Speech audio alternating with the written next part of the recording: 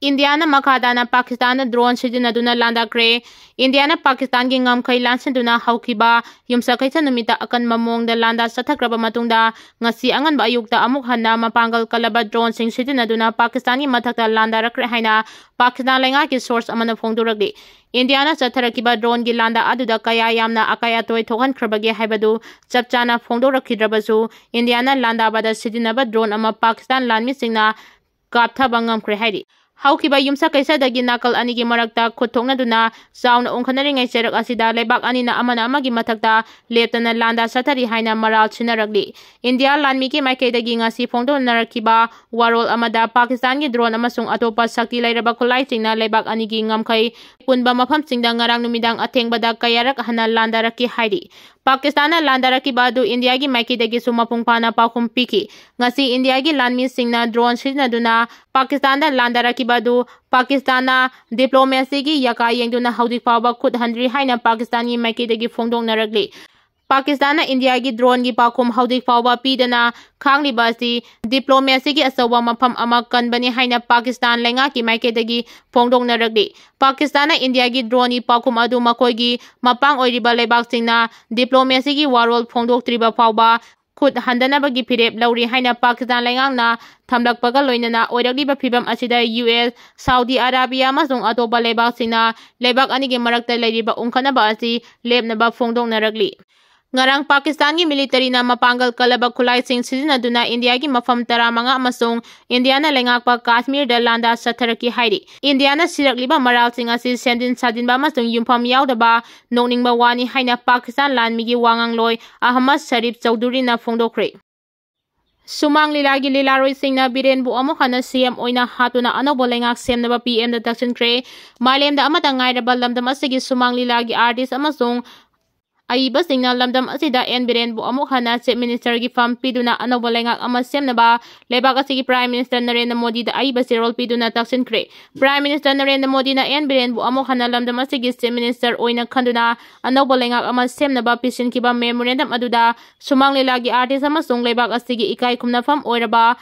Sangit Natak Academy Awardee M.H. Hemanta amasung Manipur State Kala Academy gi aiba P. Gunesh Chandra Sharma su yauki. Prime Minister Modi da pisin kiba aiba sirol aduda lamdam asigi hanagi Chief Minister Birena lamdam asida leiriba artist singbu yokhanabagi damak laukiba thodang adugi matangda summarik chumna paudambaga loinana haudik India lengakna lamdam asida thamliba President rule gi makada haurakliba artist singna thengnariba awaba khudongcharaba singi matangda summarik chumna paudamki. Sumang lilagi saknairaba lilaroi taramathoi yauna aiba singa puna Prime Minister Narendra Modi da pisin kiba taksin thorang aduda Biren lamdam asigi amuk hana Chief Minister oina khanduna lengak semlabadi lamdam asigi leiriba artist singi punsida yamna chauna kanaba amasung mai pakpa ngamgani haina sustirol aduda yauri. Pakistan India da target taunaba Turkish drone chahum chamri sizinaki ngamkai wangmadagi handak Pakistan kai haurakpa sing adugi marik sumba sing phongdokladuna Ministry of External Affairs na ngasi irai numita lebak ani ki marakta yamna tuna wangna ungkhanaba sing adugi maramda lebak miyamda chawrakpa paudam pikre. Ministry aduna haiki Turkey na saba Asisgar Songar model singni haina masak takpa drone chahum dagi samri rom India gi position singda Pakistan military na kapsilaki aduga Indiana amuk khut handuna attack torokpa yadanaba chungoi oina civilian airline sing sizinaki adumak Pakistan na kapsilaki ba drone ayamba Twkhre amasung Indian Air Defense System na Thugaikhre. Sagol ten gi numidang athengbada drone amasung missile attack sing chatharakiba aduda natana Pakistan na international border ga naksinaba khudong thiningai oina commercial aircraft operate tawba yahanaba makoigi operation adu hangdoktuna thamki. Madugi thawong adu India gi masa ngakthoknabagi pakhum pibada ngamhanaba amasung maralaitaba passenger sing khudong thiba tahanaba atamnana honarakpa amani haina External Affairs gi official sing na haiki. Foreign Secretary Bikram Misri na Pakistan gi thabak sing loinana kaihauba amasung mathau masak khangdaba thawong gi damak condemn Twkhre international civil carrier sing asoengam thokhandanaba Indian Air Force na yamna wakhal patharaga pakhum pikibani haiki. Modi की मिंग ताबदा पाकिस्तान पाखनाखरे India government इखंग खंगौदना operation Sindoor चथदुना पाकिस्तान लांदादुना terrorist कया हाथकिबगा लोइनना पाकसना अमांगता थोगनखिबदगी प्राइम मिनिस्टर नरेंद्र मोदी की मिंग ताबदा पाकिस्तान पाखनाखरे हाइरी पनबा याबदी नरेंद्र मोदी की मिलियन मखादा चथगिबा ऑपरेशन सिंदूरदा पाकिस्तान लोटुना लेरखिबा टेररिस्ट सामरोम सिखिबगा लोइनना पाकसना अमांगता थोगनखिबनी एटेक अदुदा पाकिस्तान की सिटी खरदसु अमांगता कया थोकी हाइरी